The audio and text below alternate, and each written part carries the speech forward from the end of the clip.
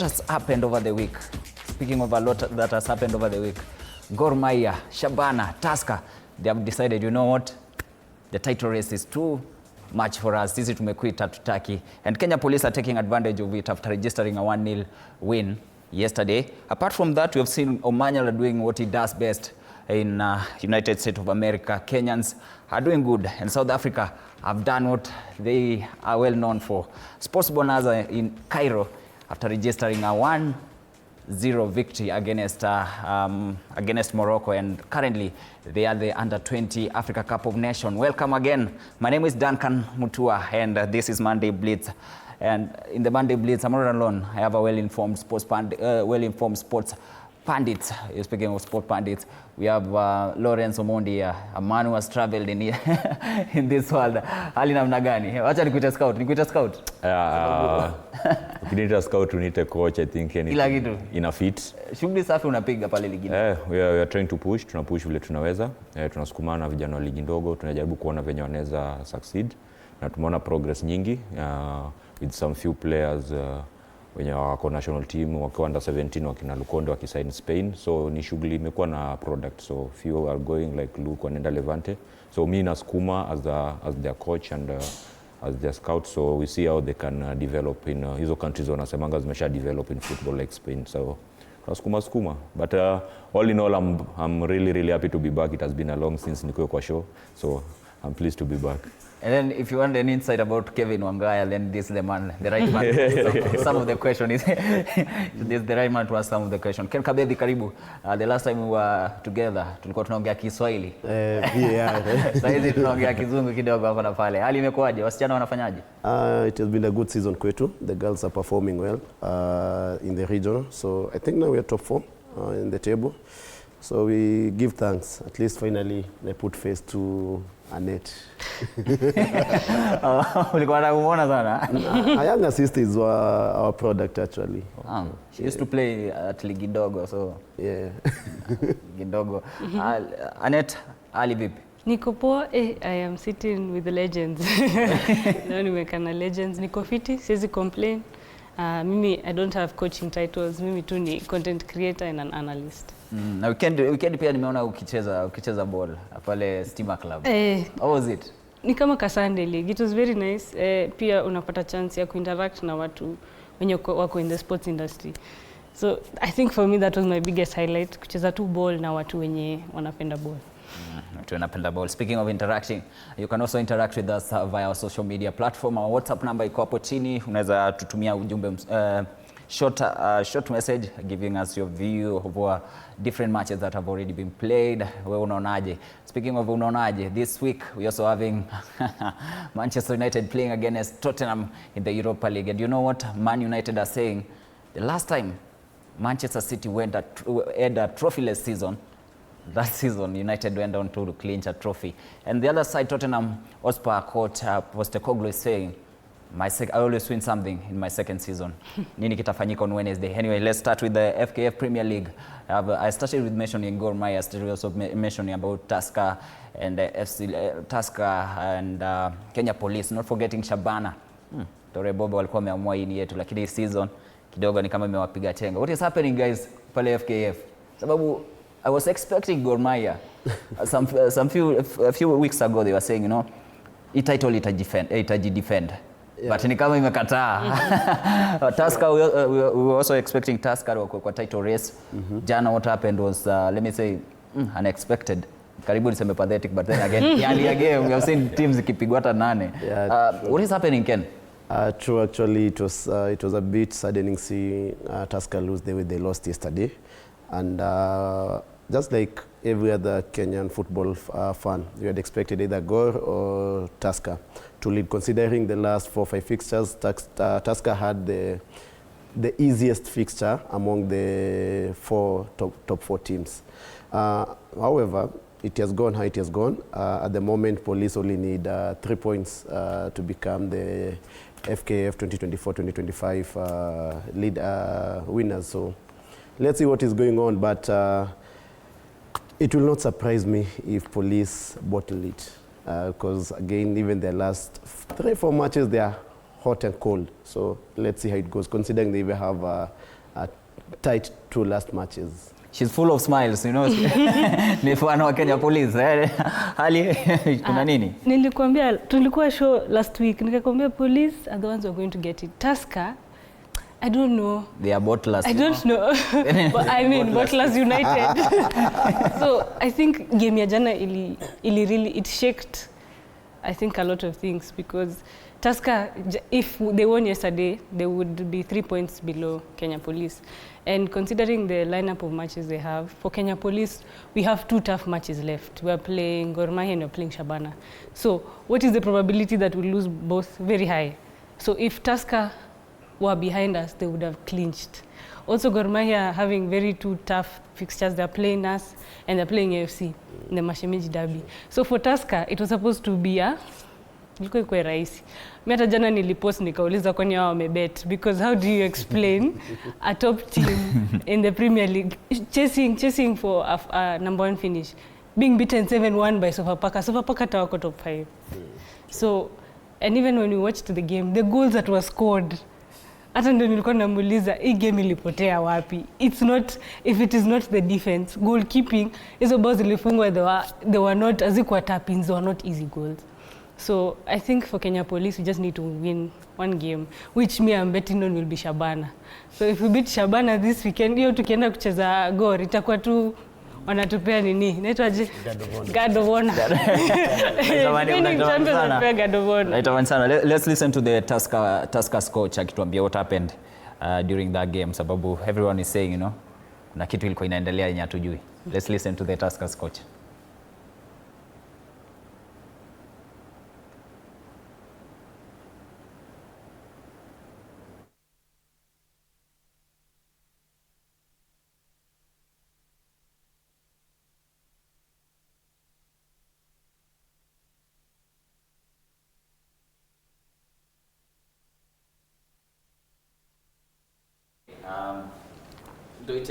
Kenya Police currently 61 points, 6 points ahead of Tusker. I think because Gor they had a very tough matches. They had a very tough matches actually. When you compare playing a team that is fighting relegation, it's not easy because most of the time they won't attack. Yeah. They'll just sit back. The way Morangasil last over the weekend played, they just sat back and then they were not attacking much. So it's really hard to score against a team that is just sitting on their half, unless maybe you get these dead ball or free kicks and handball. But when you compare Gor playing against Morangasil, I knew that was going to be a tough match because Morangasil want to fight relegation. Then Police, they have it now. Let's be realistic. They have this trophy. So unless Wajok, because if Gor wins all the 3 matches, I think they'll be at 62 if I'm not wrong. And that means Police just need a win to lift the trophy. And the game against Shabana, you know, Shabana also on Gor, it's like a serious derby. So Nyanza derby. So Shabana and FC won't make it. Shabana won't make it easy for Gor to win, and FC, the Mashemeji derby, even FC and Gor, it won't be easy for Gor. So I think Shabana attend, they will not give their best in this match, considering that they already secured their place, because you remember they just went. Were they first of all before the season started, or even mid-season, were they title contenders? No. Second leg, I think they came from nowhere and then they just did the best. I think this is the most improved team. To be realistic, we should give Shaban, because second leg they were really struggling. I think the signing that they made over the mid-season, getting some players from K-Sharks, those experienced players that came in, really helped the team to be where it is right now. So I think if you're looking for most improved team in the KPL this season, Shaban should take that. And Kakamega Homeboys, ever since they did that thing, I don't remember which season was that? Was it Shuma? Actually, I think he's running for top scorer, yes, this season. Currently it's 16 points. Yes. So I think for Kakamega Homeboys, to surprise. That's what, I think. Tuangalie contenders the last 5 matches, Kenya Police, Tusker, Gor Mahia, zile teams zenye wanangoja. Linet mentioned Gor Mahia will be playing against Shabana and the FC. The FC, also Kenya Police. Yes. Because you're expecting a guard of honor at the end of the day. Yes. So for Gor Mahia, I think unless Kenya Police wafanye vile Tusker walifanyiwa, which is very unlikely, because I think Kenya Police has been one of the most consistent clubs in the top 5 race. So I think hata tukienda in these games, especially Shabana having lost this weekend, as we're going into that race, Shabana already, unless wanataka tu kutukazia, we can be able to clinch the title in that game. We have focused a lot on the top 5, but then there's another team uko chini, the other side of the coin.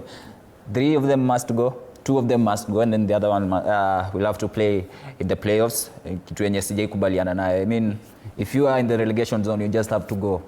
The top 3 should. Something has to be implemented. But Nairobi City Stars last season, the last 2 seasons walikuwa mahali. They were shining. This season, currently sitting on the 19th position. Not 19th, 17th. Bidco United will be going down. Bidco United will be going down. And then there's other teams. Uko chini. Largely, I think maybe the bottom 3 teams, maybe they're there because of the financial process. Maybe apart from Murang'a Seal. For them, I just think they kind of liked the experience of the league, you know. The push to keep on pushing in the league and even maybe become league contenders.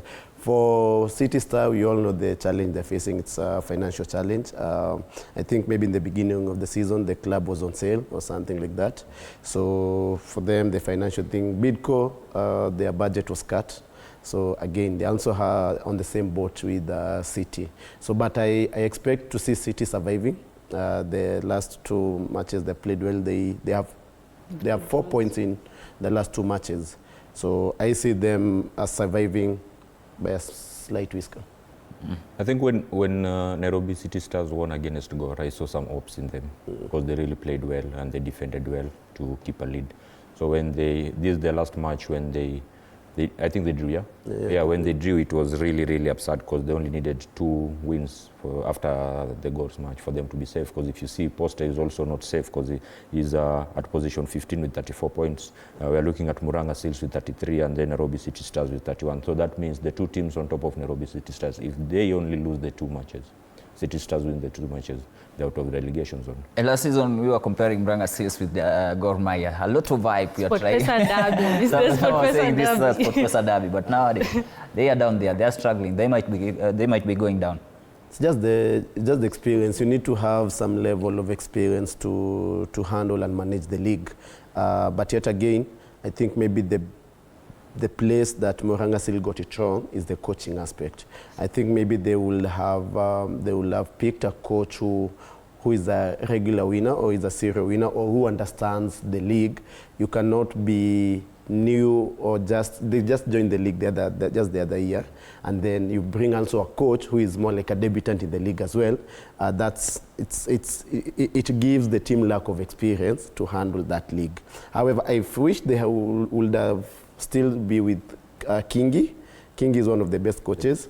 Maybe kama wangekuwa na Kingi up to now, maybe they'll be top 5. If you ask me, one of the best coaches in Kenya, I'll always pick Kingi. Hapo kwa coach waligamble, eh? Yes. Guys, let's move on and take what happened in Africa, in the Africa Cup of Nations under 20.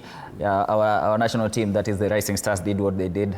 They didn't book a slot in the knockout stages. But then Morocco against South Africa yesterday night, and South Africans emerged victorious. They are currently the reigning champions of the Africa under 20 Africa Cup of Nations, and top 4 teams will be going to the World Cup at the end of the year. Talents zilikuwa pale. Let me start with There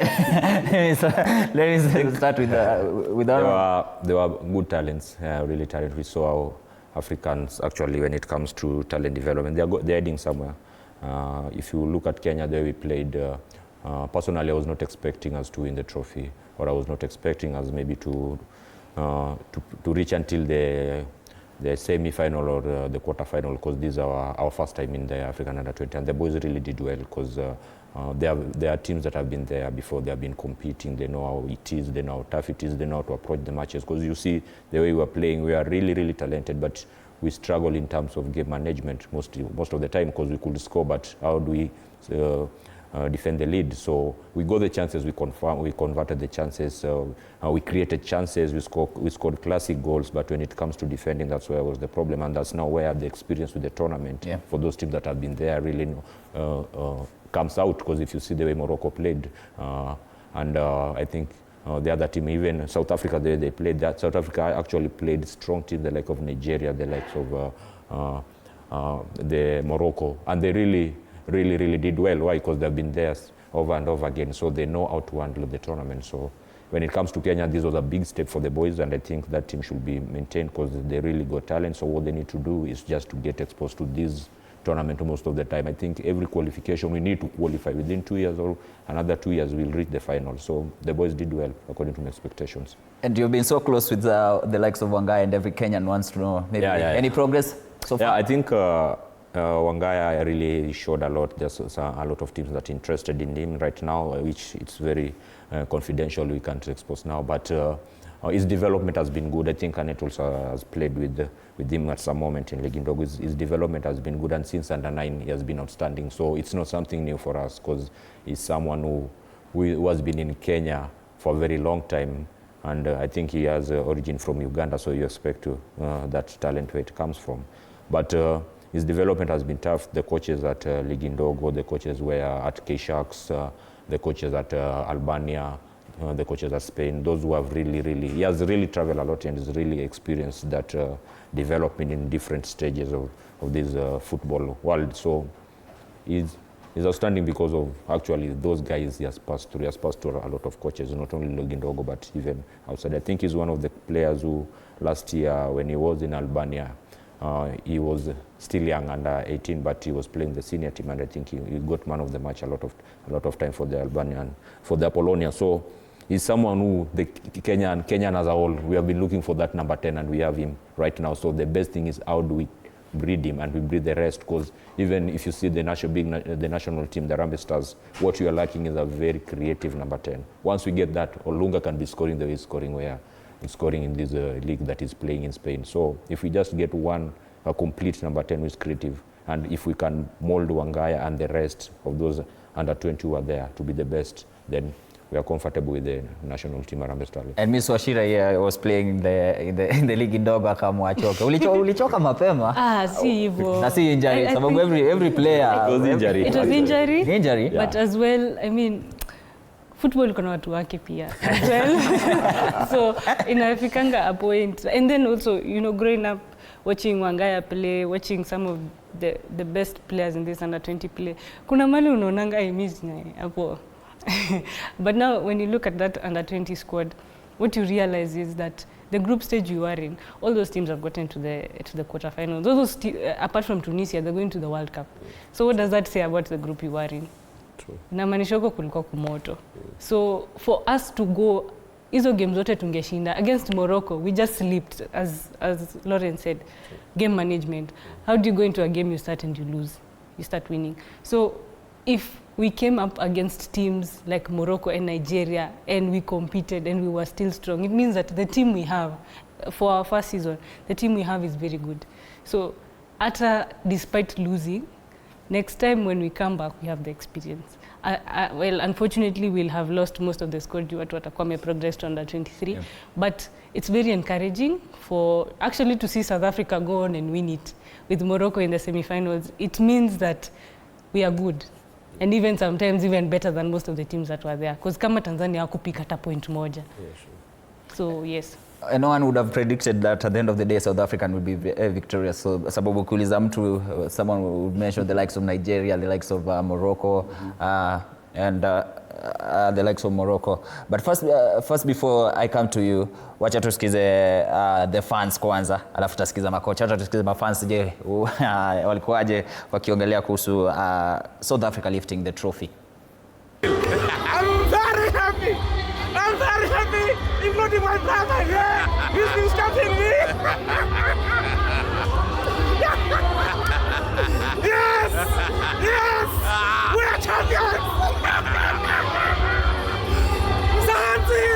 We've done it, boys! I'm a cheater! Benny McCarthy, this is for you. You couldn't do it in 97, but we've done it for you, Benny. Yes!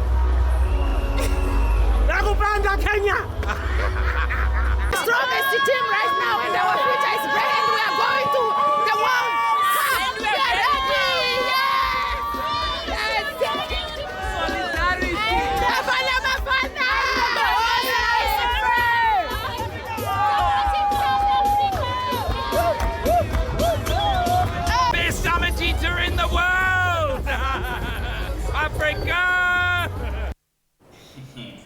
Fans there are full of excitement after their team lifted a trophy. Videos courtesy of Fred Arocho has been there since the kickoff of the tournament, but I understand he is jetting back currently. He's on his way coming back.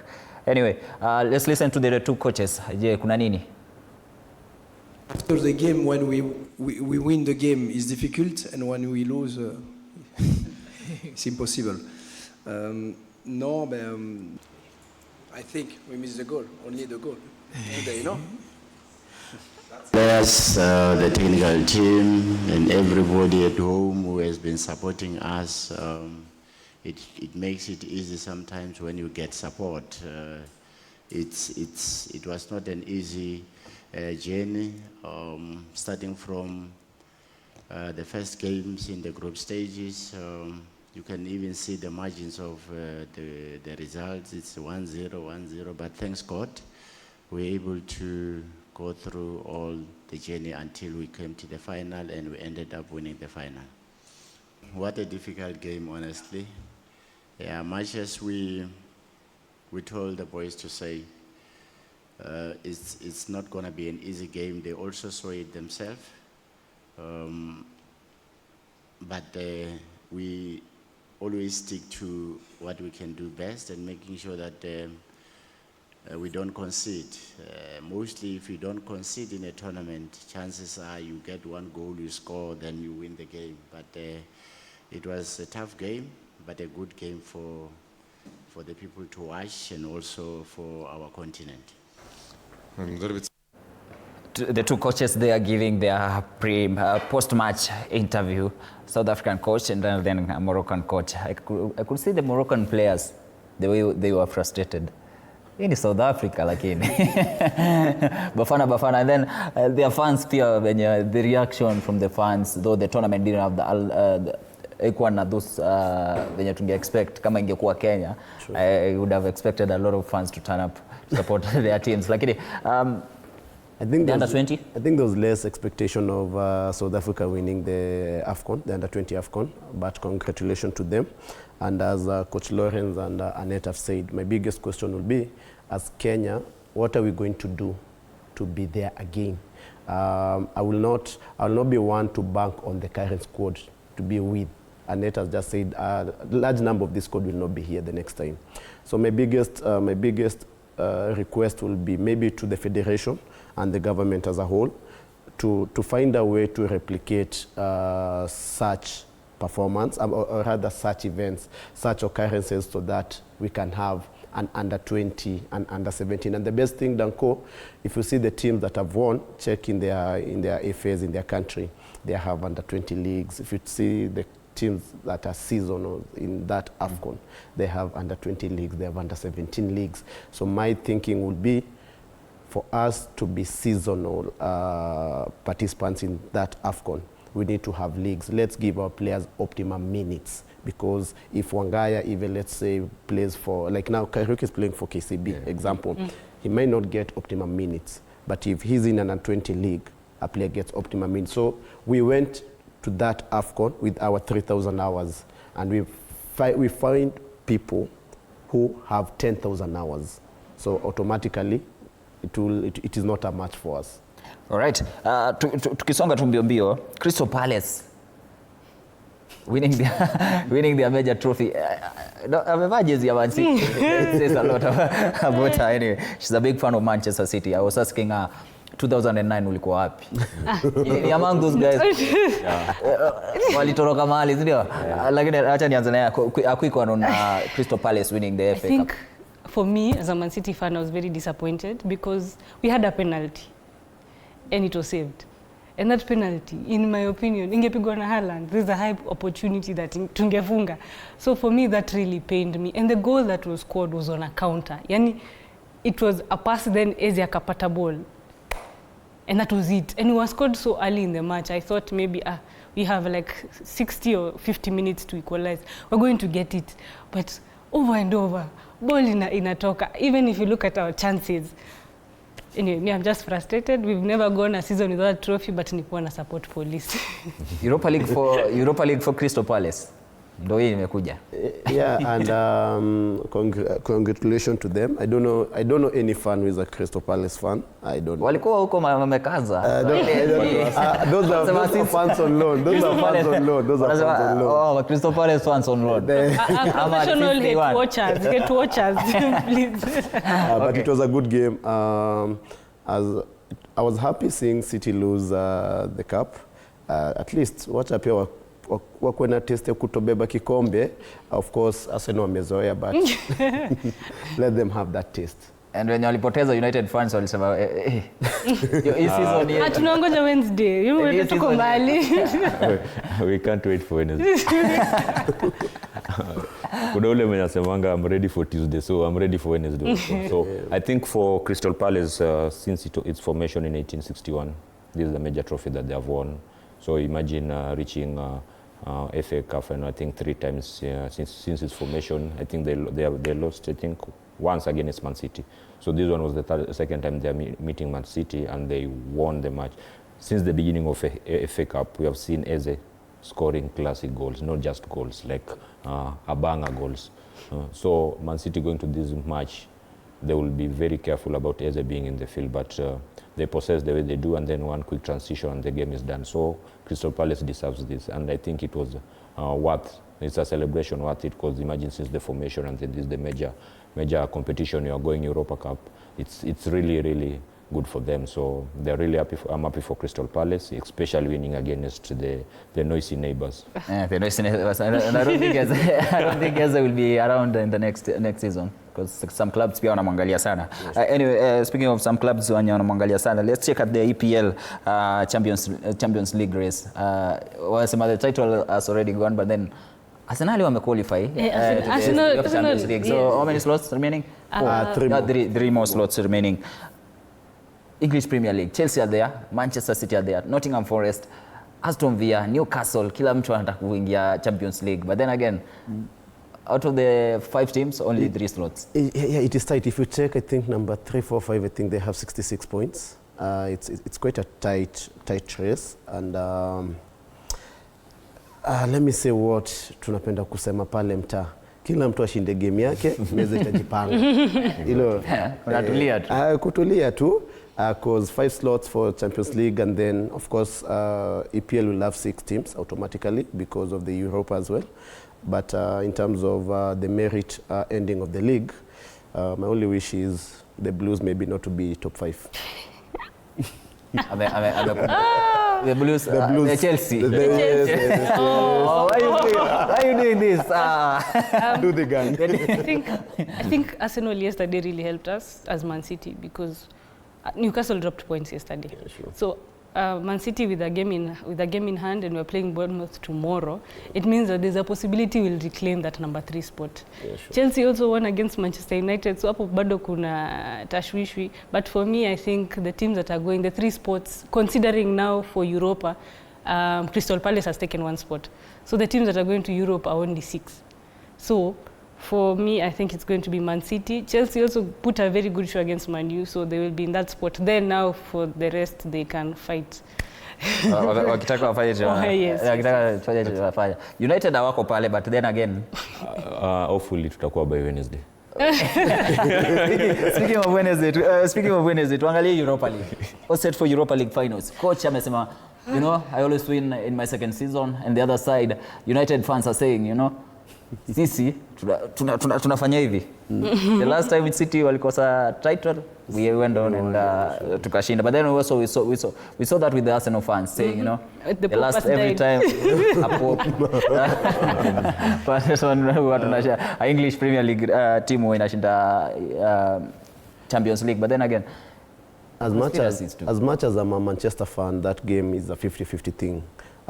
If the mates that are going out there, if they have anything to go by, even this season, even other leagues, there are a lot of new things happening. Crystal Palace, the first ever hurricane. Bologna with the Italia. There's a lot of new things happening. There's a lot of debutants and everything. But I really hope Manchester will win it, at least to have a say next season. It will be, if we do not win the Europa final, we will not have anything to talk about, you know?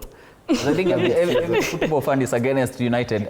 So long as you're not a United fan, every other fan is against United. Yes. Someone was saying, mkipigwa, sababu Chelsea wako pale pia wanaangalia, wamekaza sana. Angalia pia Arsenal, they are there, City are there, Liverpool are there. All will be against Man United. But Danko, unajua, you cannot hit a tree that does not have fruits with stone. It's only the tree that has fruits that is hit by stone. So everybody is hating Manchester because they know the potential Manchester is having. No, it's just afraid of because the you're noise. talking. Are they? I think when it... Okay. Annette. Because he's a Man U fan, I'm watching. So, okay. I think for Man U, that game for Man U and Spurs, by merit, there's nothing to go by. The only thing these teams have is unbeaten in Europe. And as we have said often, over and over again, the Europa this season is not the Europa that was there last season. There's Kitambo UCL teams that dropped to the Europa. So it means competition has gone down. But regardless, finals are they are games of chance. So you really can't go and say, we are Tashinda. It's just whoever is more clinical in attack will win. Whoever scores the first goal most likely is the one who will win. You atafunga na team itakaza. Yes. Sure. I think when it comes to Manchester and finals, and when it comes to Tottenham and finals, Tottenham had, I think a few years ago when Wanyama was in Tottenham, they had a very strong team. But when they met, I think it was Liverpool in the final, Origi took them as if they were on the training zone. So I think when it comes to these big titles, the big names in football also matters. When you're playing Manchester in the final, when you're playing Man City in the final, Arsenal in the final, Liverpool in the final, it's not a matter of how good your season was. It's a matter of now the reputation of the team and what comes with the team. So I'm 100% Manchester is going to give his best in this team, regardless of what people are saying outside here. But when it comes to final and the Red Devils, they'll go and give their best. We've eliminated one of the best team that was hosting the final, Bilbao. I think they were the favorite because the final was being hosted in their field.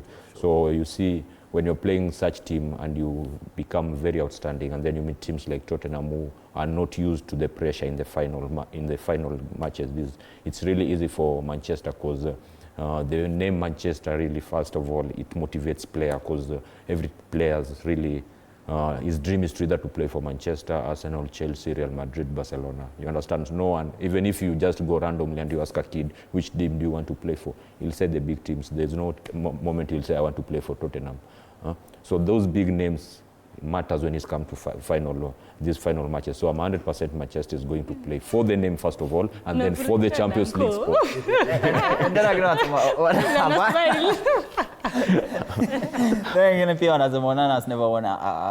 That will be your biggest downfall. But okay, surprisingly, Onana shows up for big games. Yeah, he really does show up for big games.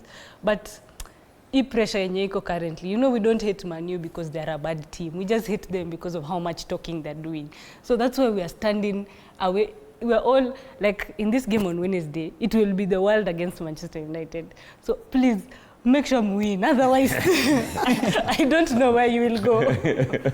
Technically, who's the best coach? Postecoglou na pia kuna Amorim. I think it will be unfair to judge them in that way, considering they have both played in different leagues and everything. But my view as a coach, my personal view as a coach, tactically, I think Tottenham coach takes it because maybe Amorim's style of play he has yet to fully inject in the Manchester squad. If tactic has anything to go by, if the game was being won tactically, I think Tottenham will win it. However, if the game, like what Lawrence have said, these big matches, personality and character matters a lot. Annette has also said Onana can be shit in the league, but when it comes to big matches, he is a performer. All right. A quick one. Yes. In terms of predictions, scoreline. A quick one. United. It will be a very narrow scoreline, probably a 1-0 in favor of Tottenham.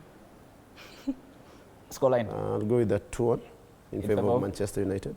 I'll also go with that 2-1 in favor of Manchester United. Two United fans and these are Citizen fans. Anyway, we have talked about football from the FKF Premier League, AFCON, and English Premier League. Not forgetting on Wednesday the big match, Europa League, United playing against Tottenham.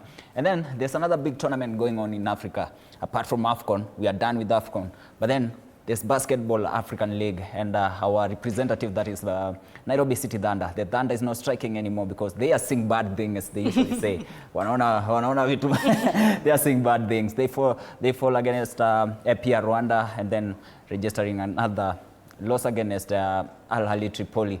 And our very own Alan Nzuki decided, you know, I'm not going to Rwanda. I'm going to stay here in Nairobi and keep an eye on what is happening in Rwanda. Alan Nzuki, karibu. Favorite topic. Unapenda basketball? Favorite topic. Actually, umecheza? To be honest, I didn't want to be here to discuss. Umecheza basketball kwanza? Bro, mimi ni mtu wa ball. But to be honest, I didn't want to be here to discuss the bad things about Thunder. But unfortunately, instead of celebrating them, we are talking about what went wrong for Thunder. No, we can also talk about the whole tournament. No. We cannot talk about any other tournament because as much as Thunder was the only team I expected to live up to the expectations when they were traveling from Kenya to Rwanda. I expected them to be different from Rising Stars because they had the class, they had Tyler Ongwai, they had Adera. So to lose in that way in the first 2 matches, I'm out of words. The likes of, we are not seeing the likes of Ongechi, we are not seeing the likes of Adera, like you have said. Okal, one of the best basketball players in the country, he hasn't featured yet. We haven't seen how little years. What is happening with this City Thunder? Because Road to Bali at Kasarani Stadium, they were the best team. They emerged victorious. But wakienda kule, they look like the underdogs. Look at what happened against APR. Danko, we are forgetting one thing. Nini? As much as Brad Hibbs is a good coach, this is his biggest tournament ever. Remember, only coach kawaida, as much as he has gone unbeaten, he stayed in Kenya for 17 years. He went there, and I'm sorry to say, he unfortunately lost his cool. So instead of going for the chemistry, he went for the likes of Will Davis to start the game. Will Davis was been out injured.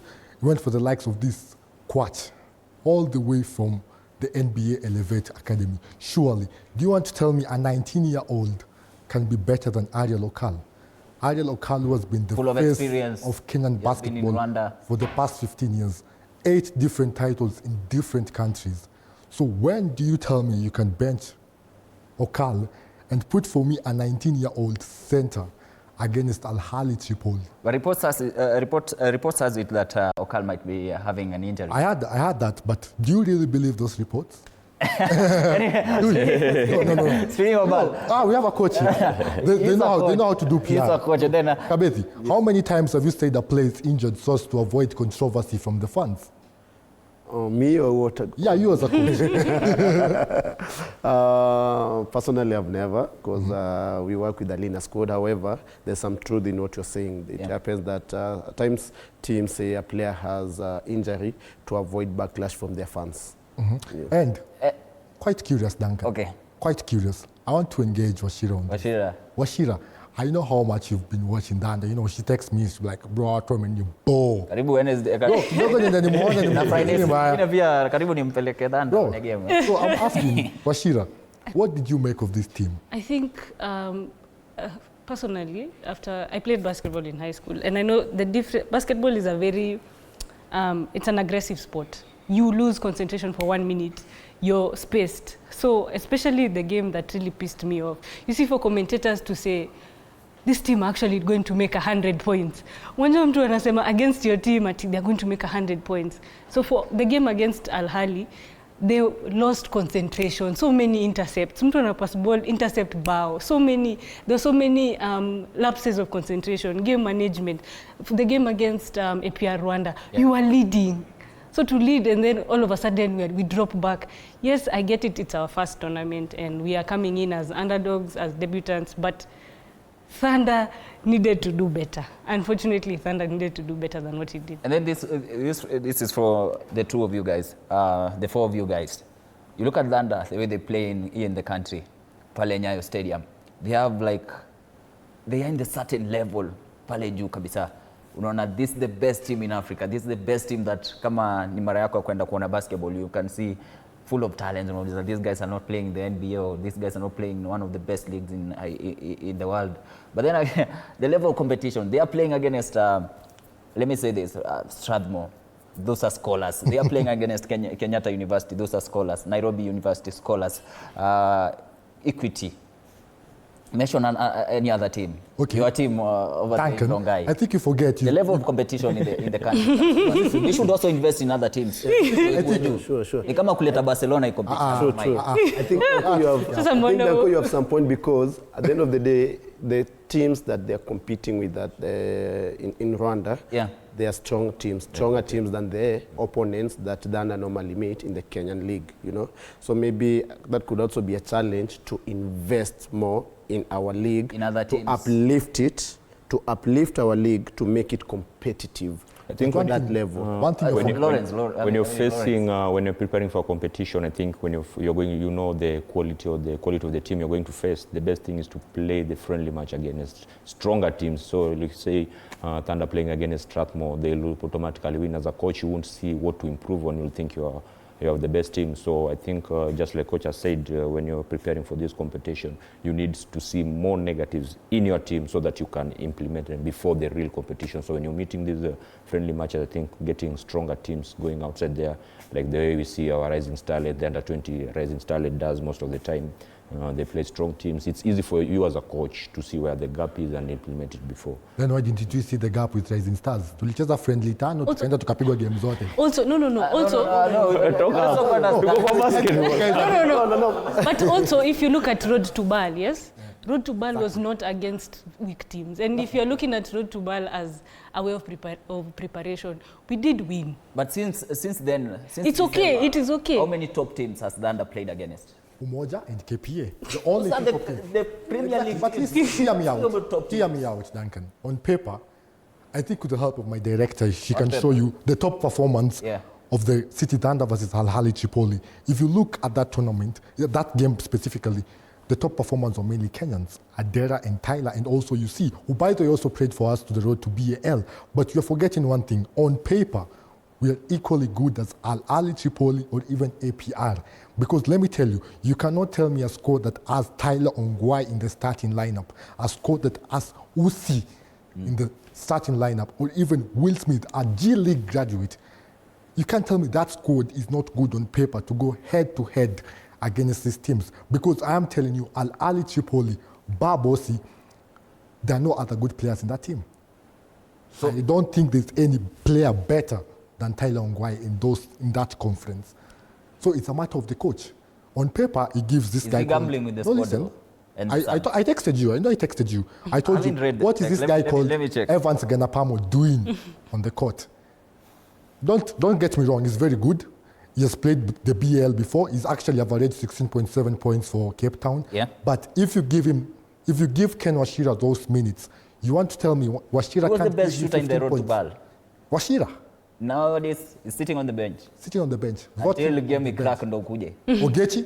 No, we were with you for the Umoja versus Thunder game when Thunder were down 12 points with 1 minute to go. Who did the ball go to? Ogechi. Bam. Next ball, Tyler. The chemistry.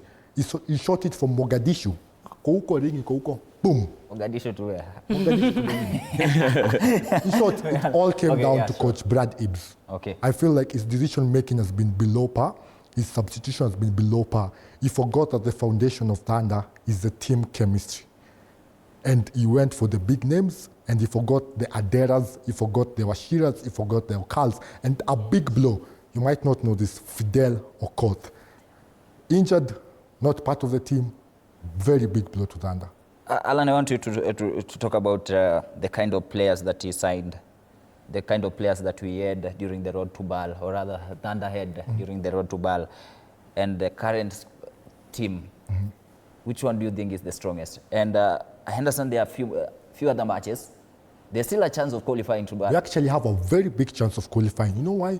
Because of how the outcome was in the other conferences. Remember, the third best loser in all those conferences proceed, and currently only Creole Star have proceeded. So if we can match that Creole Star record, which means we are playing... Hey, Creole Star need to listen, you are bigger, Vibaya. And they went there, they've gone to their conference, So what's the problem?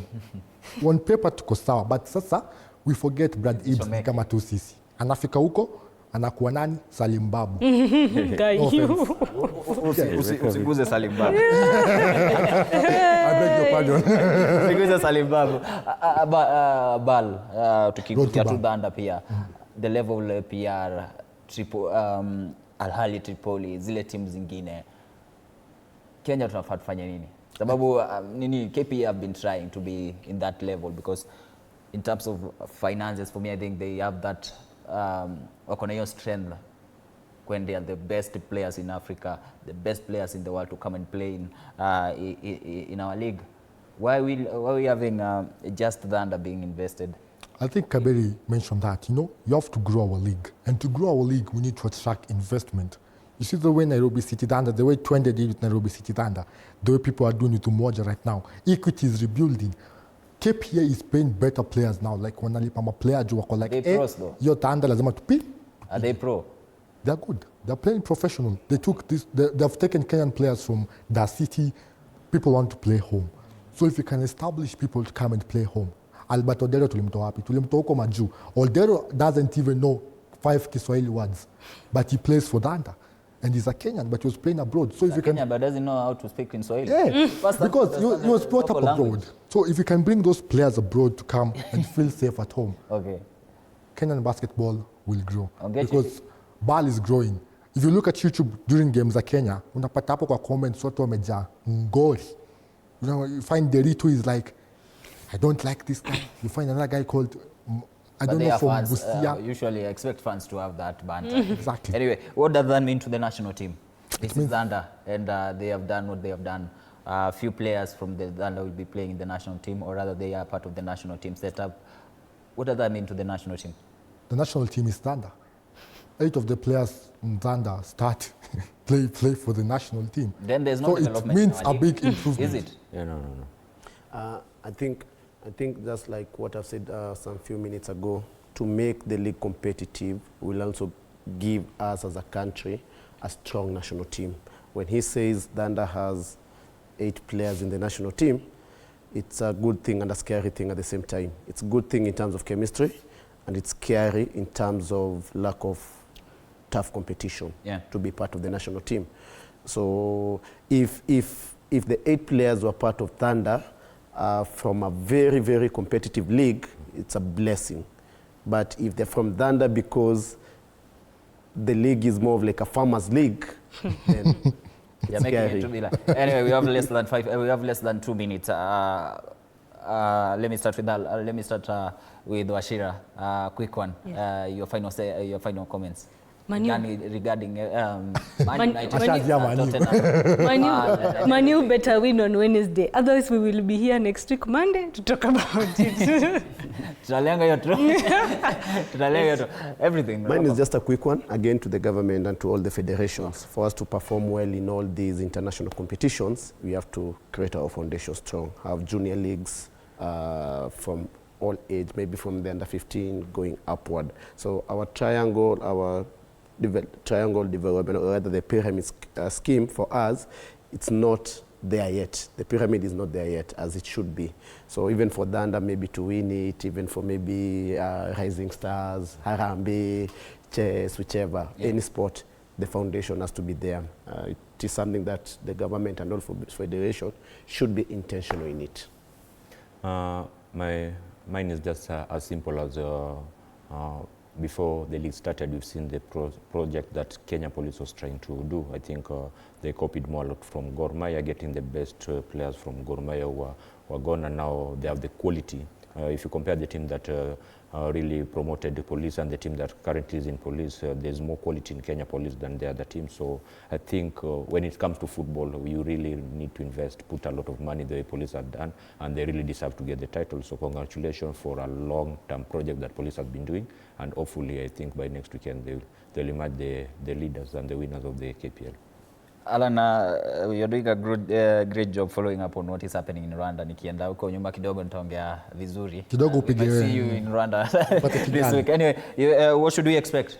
Well, for me, I think it's just to remind all sporting fans at home that this is an exciting week of pure high-octane sports.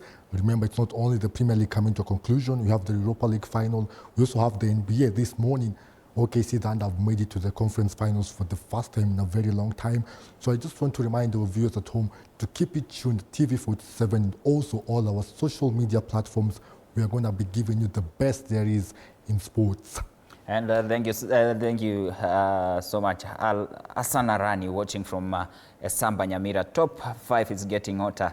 But I know my team Chelsea, we will qualify for the youth. That is UEFA Champions League. While Man United will lose in the final. And that's to give that you guys have said like everything that I could have said. Alan has said, you know, you have to keep it here. TV47, this is the home of sport. This is where you will be getting what is happening across the world when it comes to matter sports and even other news. Thank you for keeping an eye on what is happening. And thank you for watching Monday Blitz. My name is Duncan Mtua. Keep following me on my Facebook channel, or rather my Facebook page at Duncan Mtua. Ask for yourself a great weekend, and thank you for watching. Kwaheri.